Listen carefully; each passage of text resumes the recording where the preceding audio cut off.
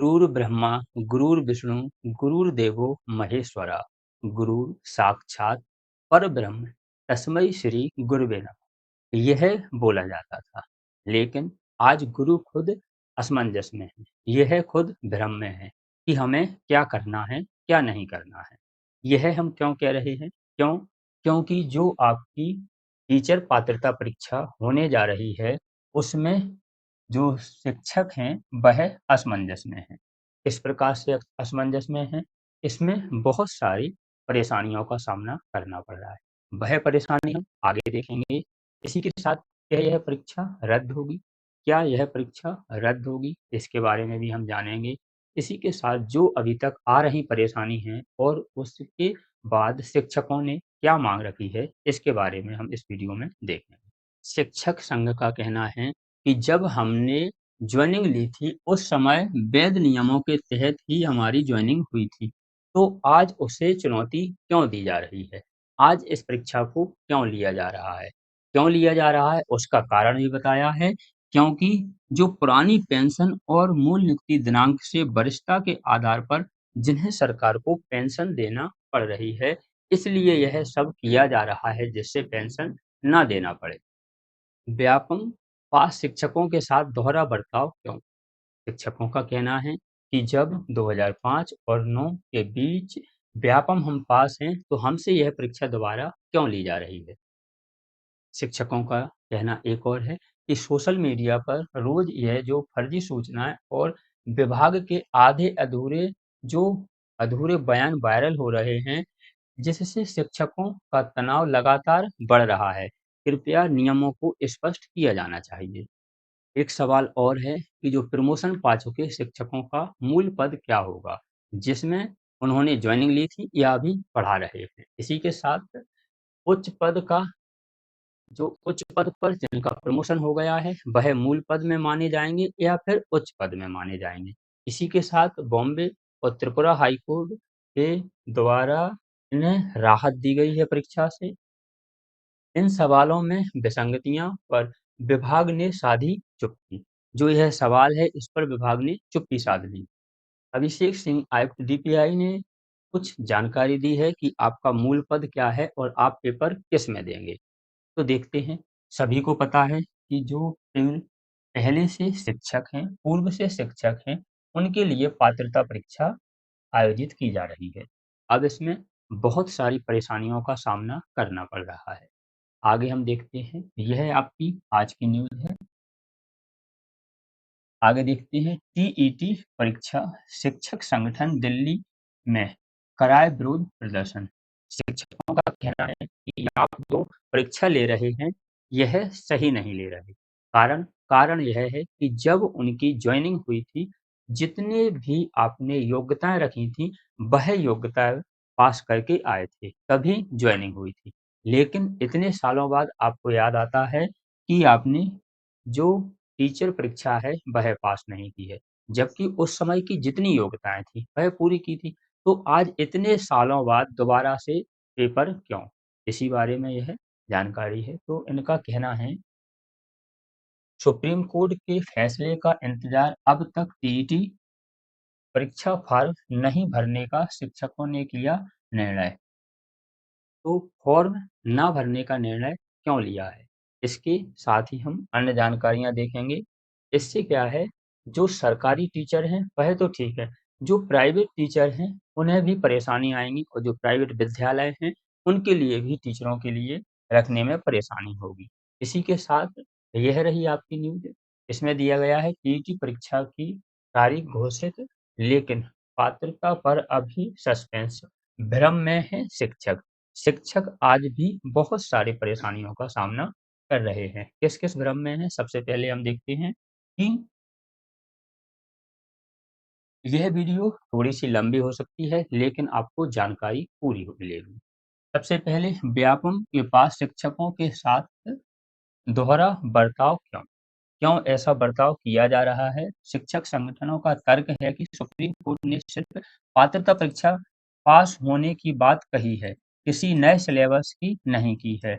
जो भी आपकी सरकार ने 5 से लेके 9 के बीच में जो व्यापम के ज़रिए कठिन परीक्षा पास करके आए हैं, शिक्षकों की नियुक्ति की थी। शिक्षकों की नियुक्ति 5 से 9 के बीच में की थी, वह पेपर दे के आए थे।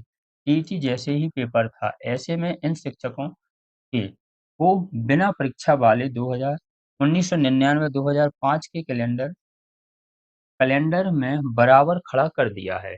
पहला है कि जो भी 2005 से 9 के बीच में आए हैं, यह पेपर दे के आए हैं।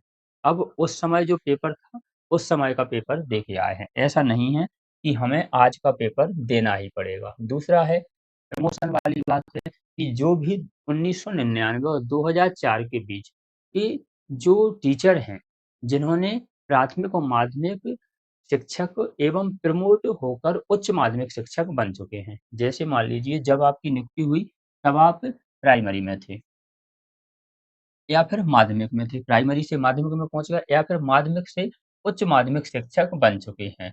तो संघों का आरोप है, जो शिक्षकों के संघ हैं, उनका आरोप है कि परीक्षा से बाहर उन्हें रखा गया है। यह भेदभाव क्यों? क्योंकि मूल नियुक्ति बिना परीक्षा की थी। उनकी मूल नियुक्ति बिना परीक्षा की थी।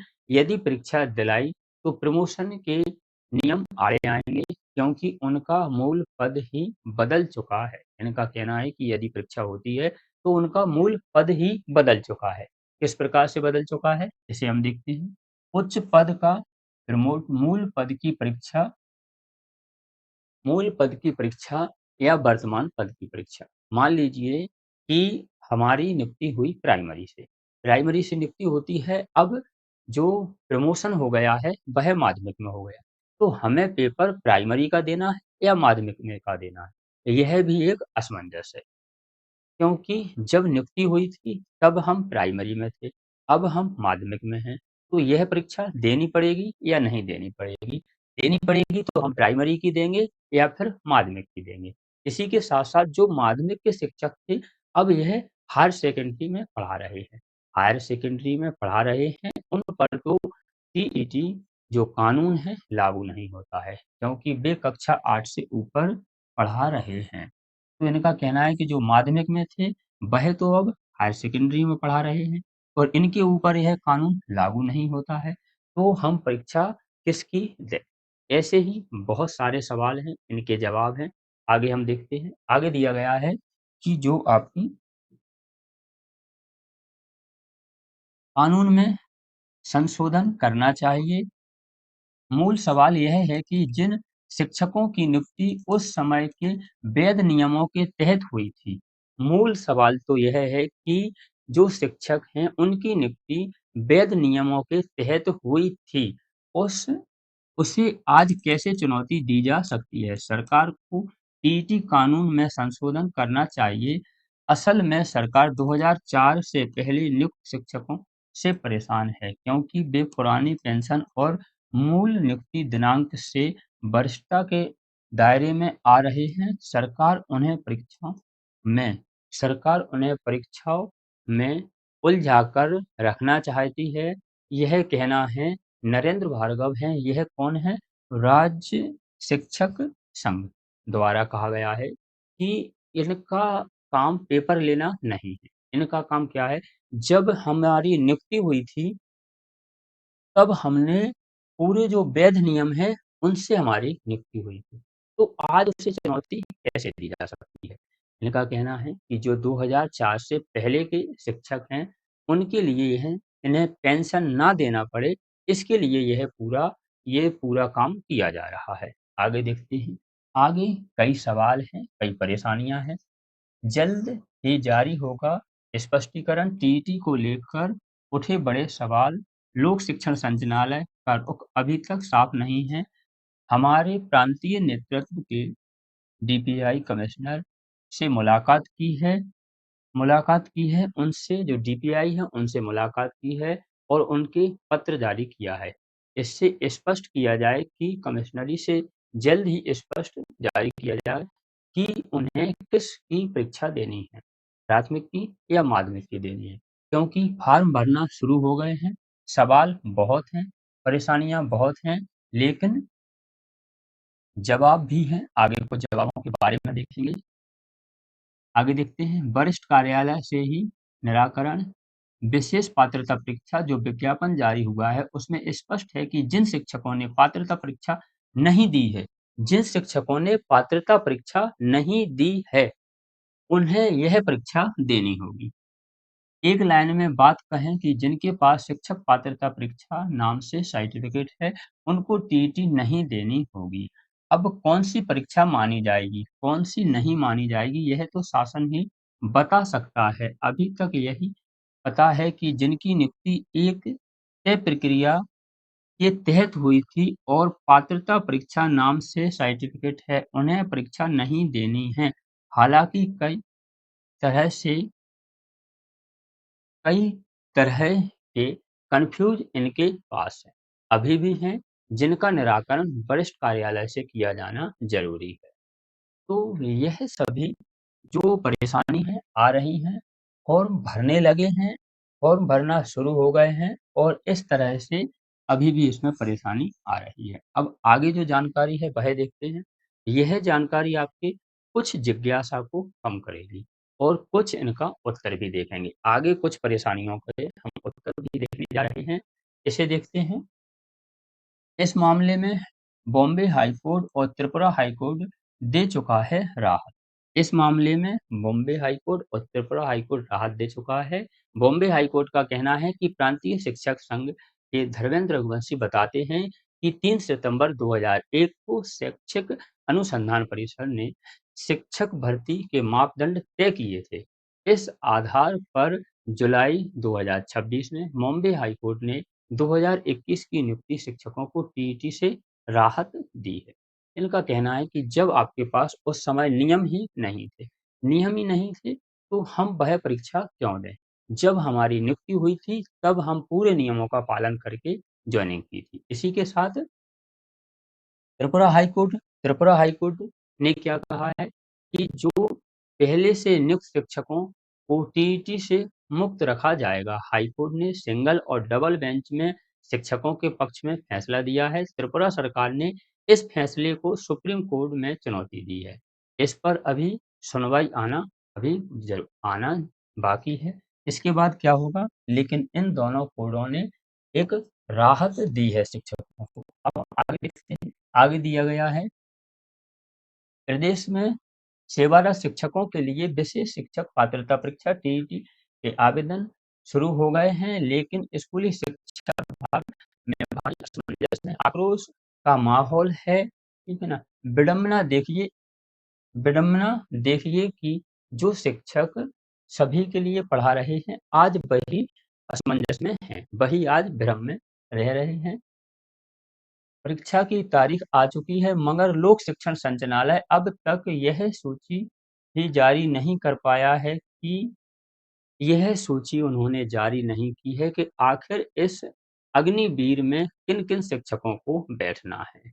इस बीच भास्कर ने जब पात्रता के इस उलझे हुए पेच को लेकर जिले के आला ऑफिसरों से बात की है, तो विभाग का एक और विरोधाभास सामने आया है। अफसरों के मुताबिक उन्होंने क्या बताया? अफसरों ने कहा है कि जिन शिक्षकों की अंक सूची पर शिक्षक पात्रता परीक्षा लिखा है, उन्हें परीक्षा नहीं देनी है।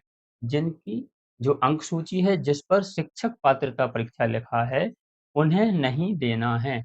लेकिन यह बड़ा बयान यह है कि 2005 और 2009 के बीच भर्ती शिक्षकों की व्यापम ने कराई थी। अंक सूची जारी की गई थी जिसमें संविदा शाला शिक्षक पात्रता परीक्षा लिखा हुआ था।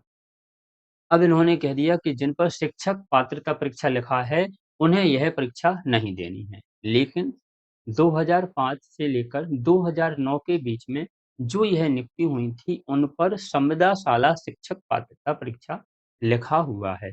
तो क्या यह भी मान्य है या फिर नहीं है? आगे देखते हैं। परीक्षा लिखा है, जब इस पर गुना डीईओ समर सिंह राठौर ने कहा कि इस बारे में कुछ नहीं कहा जा सकता है। जो आला अधिकारी हैं, बड़े अधिकारी हैं, उन्हें तक इसकी जानकारी नहीं और जो विज्ञप्ति दी है, उसमें भी स्पष्टीकरण नहीं कहा स्पष्ट नहीं कहा है कि क्या कैसा करना है। फॉर्म भरने शुरू हो गए हैं, इनके लिए 2-4 दिन हो गए हैं, लेकिन आज तक यह सॉल्यूशन नहीं हुआ।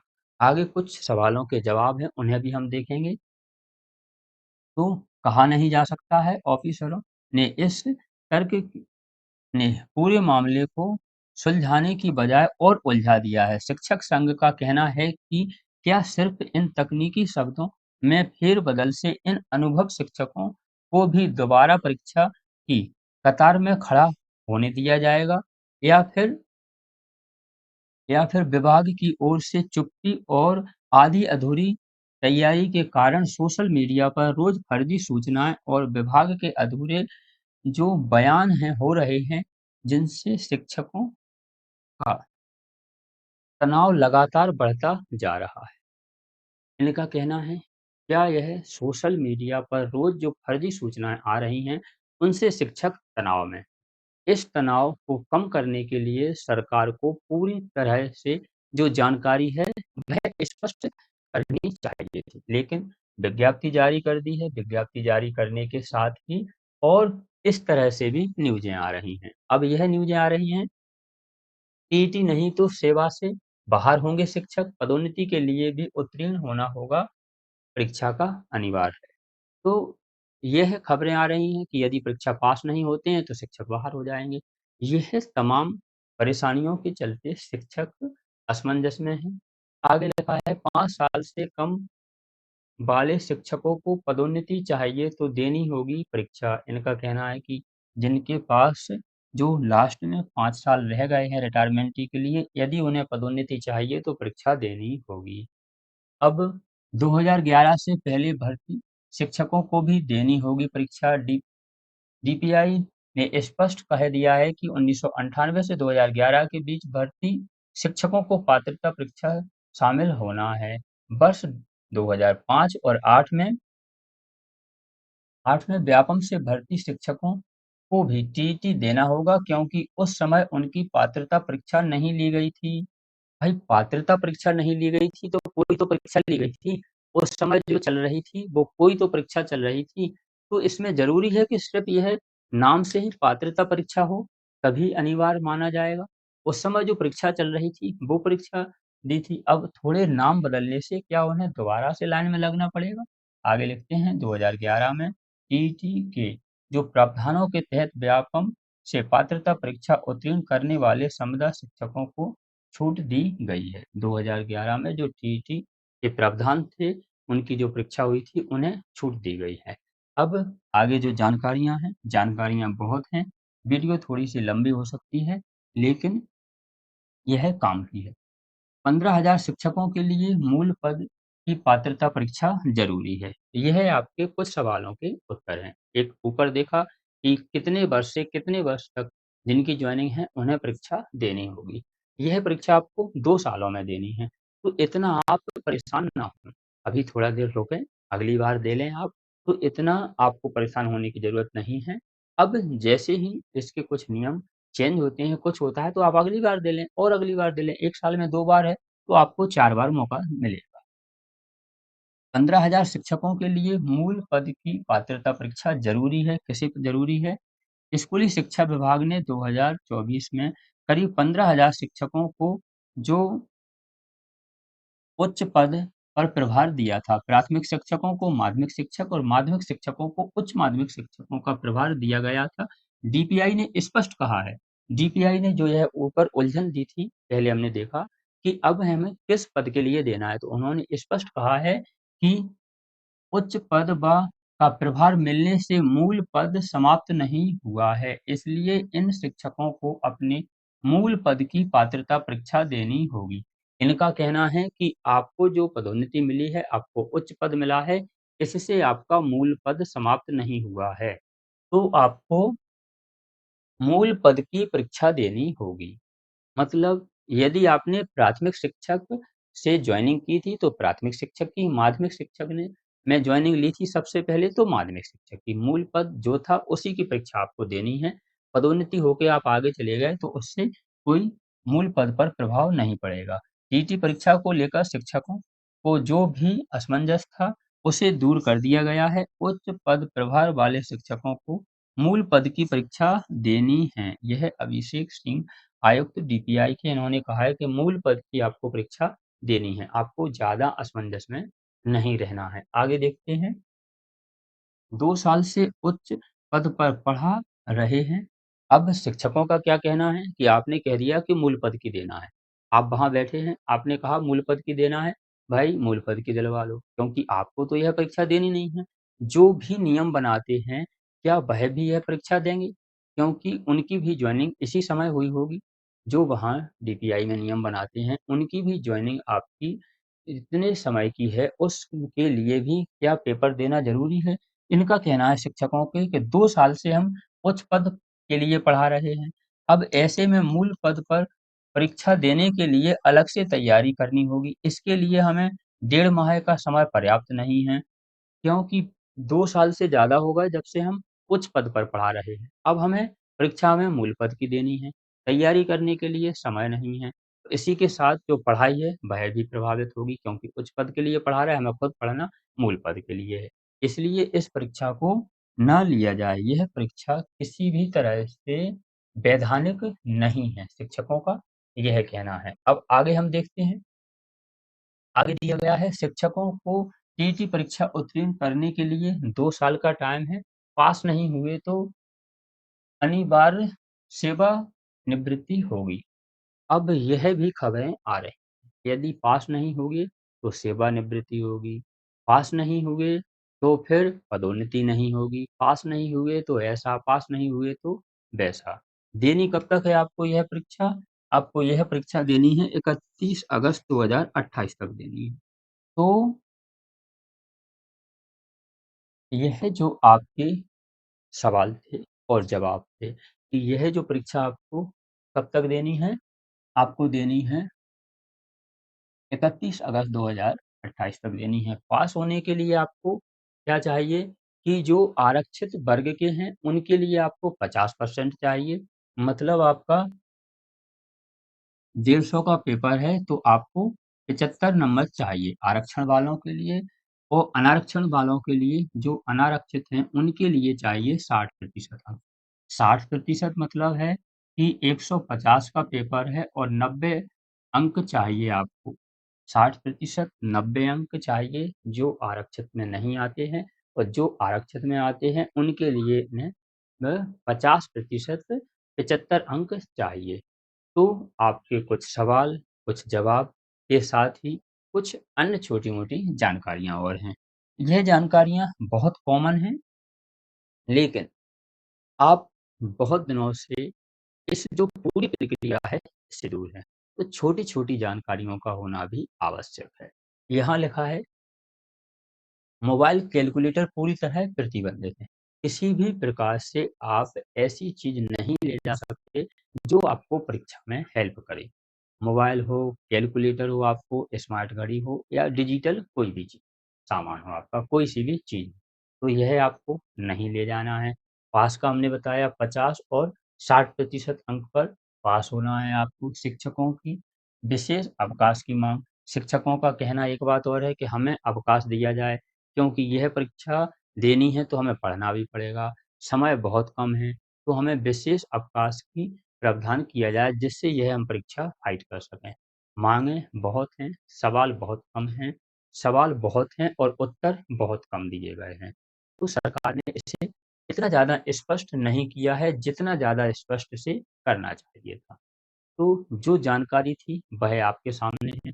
हम नौकरी संबंधी सभी अपडेट अपने चैनल पर लाते हैं। ऐसे ही अपडेट प्राप्त करने के लिए आप हमारे चैनल को सब्सक्राइब कर लीजिए। मिलते हैं एक और जानकारी, एक और अपडेट के साथ अगली वीडियो में।